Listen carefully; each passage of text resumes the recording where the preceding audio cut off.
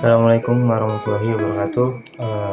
Izin perkenalkan diri, nama saya Malik Ramadan dan NPM 21620111006. Saya dari Universitas Lampung, mahasiswa Fakultas Hukum Universitas Lampung, angkatan 2021. Baik, di sini saya akan mempresentasikan makalah yang saya rancang atau yang saya buat sebagai pengumpulan tugas akhir mata kuliah Etika Profesi Hukum. Baik, di sini saya mengambil judul Etika Profesional dalam Praktik Hukum, tinjauan terhadap pelanggaran kode etik dan media massa. Dan saya mengambil latar belakang, praktik hukum adalah sebuah profesi yang memiliki peran penting dalam menjaga keadilan, menegakkan hukum, dan melindungi hak asasi individu. Di dalam menjalankan tugasnya, seorang praktisi hukum, baik itu seorang advokat, jaksa, maupun hakim, diharapkan untuk mengikuti standar etika yang tinggi. Standar tersebut diatur dalam berbagai kode etik profesi yang memberikan panduan tentang perilaku yang diperlukan dalam praktek hukum. Namun realitasnya terdapat berbagai kasus pelanggaran etika yang terjadi di dalam praktik hukum. Pelanggaran tersebut dapat mencakup konflik kepentingan, pelanggaran privasi, penyalahgunaan wewenang, atau bahkan penyalahgunaan kepercayaan klien. Ketika kasus-kasus seperti ini terjadi, seringkali mereka menjadi sorotan media massa, menimbulkan kekhawatiran akan integritas dan moralitas profesi hukum.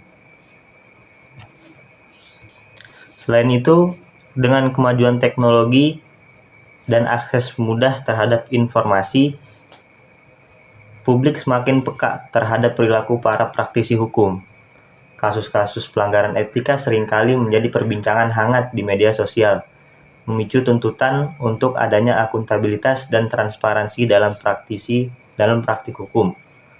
Fenomena ini menunjukkan pentingnya untuk memahami dinamika antara etika profesional, penegakan hukum, dan eksposur publik dalam era digital ini. Makalah ini bertujuan untuk mengkaji hubungan antara etika profesional dalam praktik hukum dengan pelanggaran kode etik yang terjadi serta pemberitaan mengenai hal tersebut dalam media massa.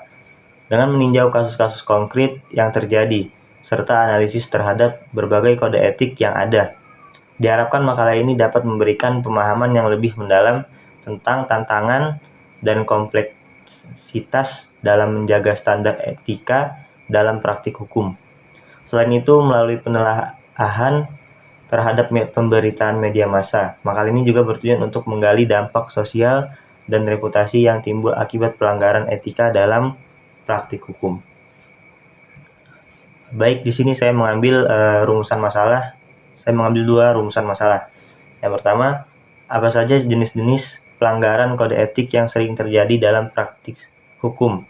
Kemudian yang kedua ada apa peran pendidikan hukum dalam membentuk kesadaran etika dan integritas bagi para calon praktisi hukum. Kemudian lanjut ke pembahasan jenis-jenis pelanggaran kode etik yang sering terjadi dalam praktik hukum. Dalam praktik hukum terdapat beragam jenis pelanggaran terhadap kode etik profesi yang sering terjadi. Salah satu jenis pelanggaran yang umum adalah konflik kepentingan antara kepentingan pribadi praktisi hukum dengan kepentingan klien atau kepentingan umum.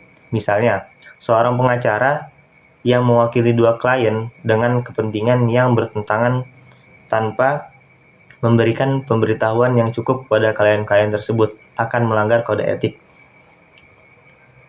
Berikut ada juga jenis-jenis dan gambaran umum pelanggaran yang ditemukan pengawas atau yang dilaporkan masyarakat. Yang pertama ada pelanggaran kode etik atau pedoman perilaku hakim. Kemudian yang kedua adalah penyalahgunaan wewenang atau jabatan. Yang ketiga, pelanggaran terhadap peraturan disiplin PNS. Yang keempat, perbuatan tercela.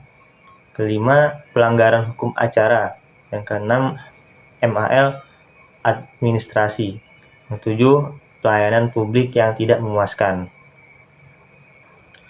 Pelanggaran etika profesional dalam praktik hukum dapat memiliki dampak yang signifikan, baik secara hukum maupun dalam masyarakat. Dampak dari pelanggaran etika ini mencakup berbagai aspek yang dapat mempengaruhi praktisi hukum klien, dan citra profesi hukum secara keseluruhan. Lanjut pada pembahasan yang kedua, yakni peran pendidikan hukum dalam membentuk kesadaran etika dan integritas bagi para calon praktisi hukum. Pendidikan hukum memegang peran penting dalam membentuk kesadaran etika dan integritas bagi para calon praktisi hukum melalui kurikulum yang disusun dengan baik. Perguruan tinggi hukum dapat memberikan landasan moral yang kuat serta pengetahuan yang memadai tentang kode etik profesi kepada mahasiswanya. Darwis R. merumuskan beberapa hal penting yang berkaitan dengan peranan pendidikan hukum dalam mewujudkan kesadaran hukum warga negara Indonesia sebagai berikut. Yang pertama, status dan nilai hukum positif yang sedang berlaku saat ini. Yang kedua, efektivitas dan efisiensi pendidikan hukum melalui jalur formal saat ini. Yang ketiga, perlu adanya peninjauan yang kritis terhadap isi atau metode pendidikan hukum yang telah dan sedang dijalani saat ini. Yang keempat, perlu adanya proses pendidikan hukum yang semesta. Yang kelima, pentingnya sebuah strategi dinamis dan kontekstualisme hukum. Etika dalam profesi hukum memiliki peran yang sangat penting. Tolak ukur utama dalam menegakkan hukum terletak pada independensi penyelenggara profesi dan kuatnya integritas moral ketika menghadapi beragam permasalahan yang menjadi tanggung jawabnya.